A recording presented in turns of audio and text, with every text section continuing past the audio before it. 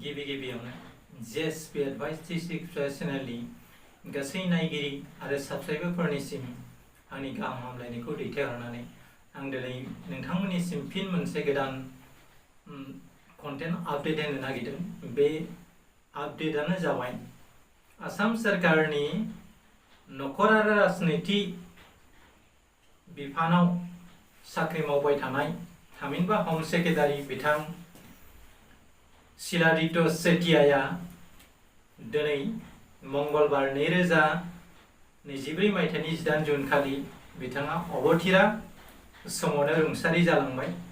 आरो बिथाङा मानो अबथिरा समावनो एफाबां गिदिर आईपीएस अफिसार जानानै गावखौनो गाव दबथायनो हायियाव बिथाङा मानो गावखौनो गावनि सार्भिस रिभल्भारजों सिथारनानै मानो लाखो आरो बिनि आन्दोआव मा जाथाय सिखोमानानै दं आरो मानो बिथाङा दिनै हरखाबै गुवाहाटी नेमकेयार हस्पिटालाव मानो गावनि सार्भिस रिभल्भारजों गावनि गोदनायाव गावनानै गावखौनो सिथारना लाखो बिनि जारिमिनखौ आं नोंथांमोननो सुंद'यै फोरमायनो नाजानाय जादों।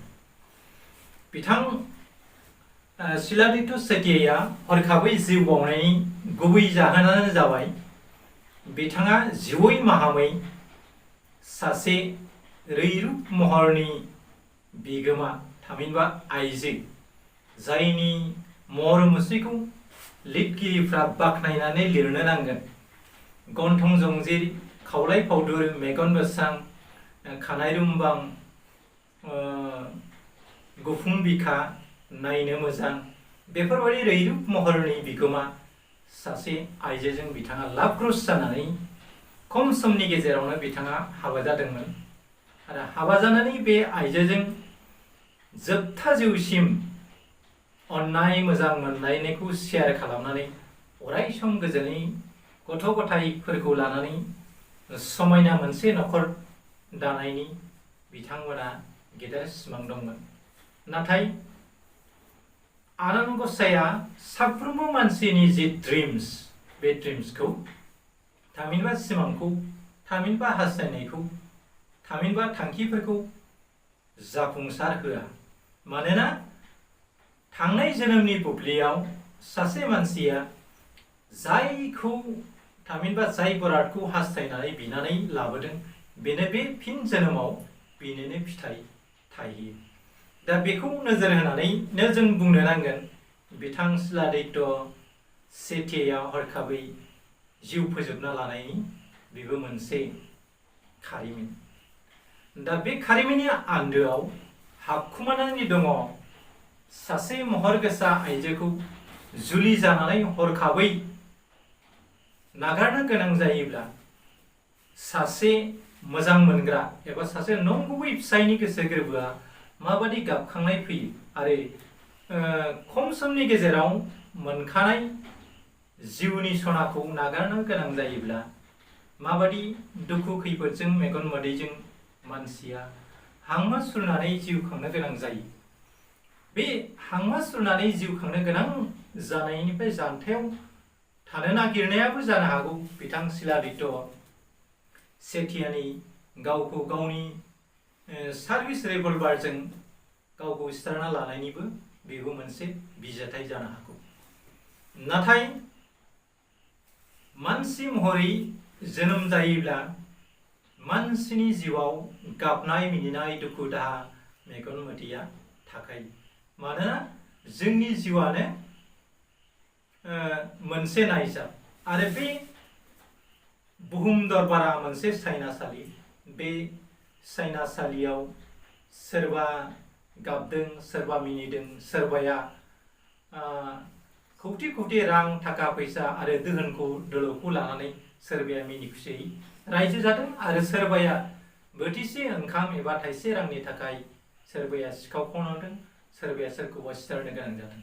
दा बेफोरबायदिनो मानसिनि थांनानै थानायनि जि बिन्दो बे बिन्दोआ गुबुन गुबुन जानो हायो।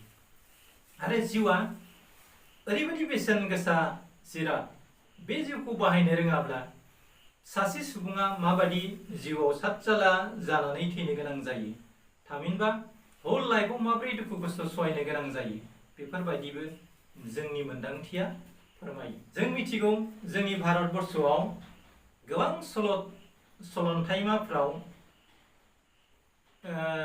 हिर' हिर'इनफोरखौ गोसो थोलायनानै माबादि जुलि खालामो आरो नायजाबफ्राव माबादि दुखु दाहा खैदां खैफोद मोननै न'खरनि गेजेराव दावराव दावसि जानानै सोरबाया सोरखौबा हास्थायनानै लानानै खारो, सोरबाया बेखौ मठ मन्दिराव, सोरबा समाजखान्थि बादि जुलि जायो। साफ्रोमबो मानसिनि जुलि जानाय एबा जिउ खांनायनि जि आदब खायदा बे एखे जाया आरो साफ्रोमबो मानसिनि हमथानो हानाय गोहोआबो एखे जाजोबा। थिग बिदिनो सुबुं समाजाव दिनै थाखो गोजौ गाहाय, धोनि गोरिब, निखावरि, गोरों रोंनाय रोङि बेफोरबादि थाखो राननायाबो जोंनि मोन्दांथिनि एबा रोंगौथिनि सायावनो बेस खालामनानै बेफोर जाथाया जायो। दा बेखौ बेस खालामनानैनो आं बे कन्टेन्टनि गेजेरजों नोंथांमोननिसिम मोटिभेसन होनो नाजादों। जोंनि जिउआ मोनसे दावहाथिलिबा जों बे जिउखौ माबोरै दैदेननांगोन आरो बे जिउखौ जों खैदां खैफोदनिफ्राय माबोरै बोथ्रोद बोनानै जों थांखियाव सौहानो हायो बेखौ नोजोरथि बोनानैसो जों खामानि मावनो गोनां जायो। जिउआव अननाय मोजां मोननाया बे दान्दिसेनिल', नाथाय गावखौ गायसनलांनो नाजानाया मोनसे बिराद गिदिर मावनो गोनां खामानि। दा मानसिया गेदेर गोलाव MA BA doctor professor IAS IPS lecturer professor जाब्लानो मानसिया गोरों नङा। जुदि बेहा गावहानो हमथानो हानाय गोहो गैयाब्ला एबा गावखौनो गाव दबथायनो गोहो गैयाबा बियो मानसि महरै बे बुहुमाव गसंथानानै थानो हाया। थिग बिदिनो बिथां IPS अफिसार रुंसारि शिलादित्य सेथियाया सासे ब्रिलियान्ट स्टुडेन्ट, जायनि जाहोनाव बिथाङा दिनै भारतनि IPS बादि मोनसे एग्जामाव लानानै पास खालामनानै बिथाङा सनितपुर आरो तिनिसुकियाव SP महरै खामानि मावदोंमोन आरो गावनि रोंगौथिनि गेजेरजों बिथाङा गावनि केरियारखौ दानो हादोंमोन। नाथाय बिथां रुंसारि शिलादित्य सेथियाया गोबां नाजासोमनायनि जोहै गावखौ सासे IPS अफिसार महरै सुंथानो हादोंमोन। बेबायदिनो बिथाङा SP जानायनि उनाव बिथाङा प्रमोशन जानानै आसाम सरकारनि हम सेक्रेटारि जानानै बिथाङा मुं खामायनो हादोंमोन आरो मुं खामायनायजों लोगोसे बिथाङा खम समनि गेजेरावनो आगमनि बरबरुवा मुंनि सासे रैरुब महरनि सासे आइजोजों लाभग्रस्त जानानै जुलि जादोंमोन आरो खम समनि गेजेरावनो बिसोरनि अननाय मोजां मोननाया जोबथा बुब्लियाव सफैदोंमोन आरो बे जोबथा बुब्लियाव सफैनाय लोगो लोगो बिसोरनि अननाय मोजां मोननाय आरो मिजिं थिनाय गासै सिमांफ्रा थेर बेथेर जादोंमोन आरो बे सिमांफ्रा थेर बेथेर जानायनि जाउनावनो जानो हागौ बिथां शिलादित्य सेथिया गावखौनो गावनि सार्भिस राइफल पार्टजों उनथिंजाय गावनानै जिउ फोजोबना लायो। गुबुन फारसेथिं बिथांनि बिसि आगमनि बरबरुवाया गुवाहाटीनि नेमकेयार हस्पिटालाव केन्सार बेरामखौ सोखानो थाखाय गोब्राब नाजाबाय थादोंमोन। नाथाय खोब दुखुनांथावनि खोथा, बिथांखौ डक्टरफ्रा हाजासे नाजासोमनायनि जोहै बिथांनि बिसि आगमनि बरबरुवाखौ रैखाथैनो होनो हायाखिसै आरो बिथाङा बिसि थैनायनि खौरांखौ मोननायनि इयुनाव गुवाहाटी नेमकेयार हस्पिटालाव सहैदोंमोन आरो सहैनानै बिसि थैनायनि 20 मिनिटनि उनावनो गावबो गावनि जिउखौ फोजोबना लायो। बेबादिनो सानै लाइमोननि गोथार मोजां मोननाया खम समनि गेजेरावनो थेर बेथेर जायो आरो बेबादिनो आगोमा जिउखौ सानै सुबुङा फोजोबना लानो गोनां जायो। थिग बिदिनो शिलादित्यआबो बिसि थैनायनि दुखुआव गावखौ दबथायनो हायियाव गावखौनो फोजोबना लायो। बे जाथाया जोंनि थाखाय खोब दुखुनांथाव जाथाय आरो बे जाथायखौ बिथां सिलादैथ'आ जाबादि थासारिजों फेस जानानै गावखौ रैखाथि होनांगौमोन, थामहिनब्ला सासे दाद गोसोनि सासे सुबुं हिसाबै बे बुहुमाव गावखौ रैखाथि होनायनि मानसि महरै बिथांनाव गोहो थानांगौमोन। नाथाय खोब दुखुनांथावना खोथा, बिथाङा बिसिनि मोजां मोननायावनो खाना जानानै बिथाङा गावनि जिउखौबो बिसिजों लोगोसे सोरगो रायजोआव थांफानाय जि जारिमिन, बियो मोननो गैयै मोनसे गोसो थोनायाव, थामहिनबा गोसो थोना हाबा जायोब्ला मानसिया माबादि अननाय मोजां मोननायाव गोलैयो आरो अननाय मोजां मोननायाव बांद्राय गोलैयोबा मानसिया माबोरै खाना जायो।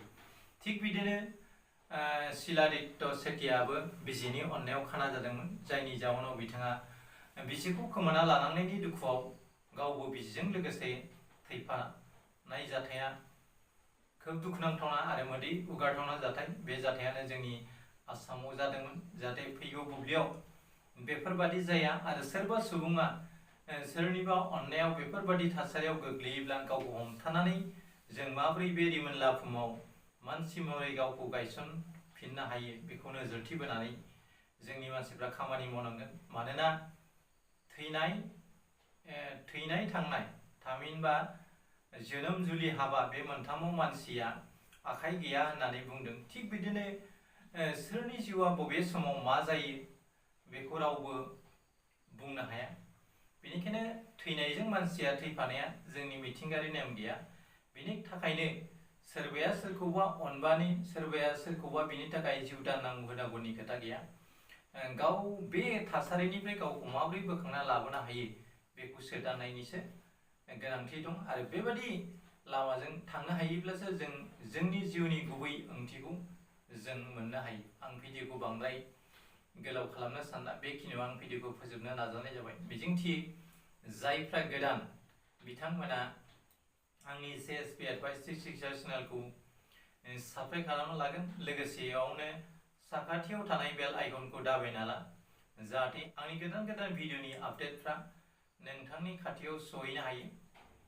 फिन नोंथांमोननिसिम आंनि गाहाम हामलायनायखौ बावहरनानै आं दिनैनि कन्टेन्टखौ बेखिनियावनो फोजोबनाय जाबाय। एसेनोसै, गोजोन्थों, खुलुमबाय, जै बर' हारिनि।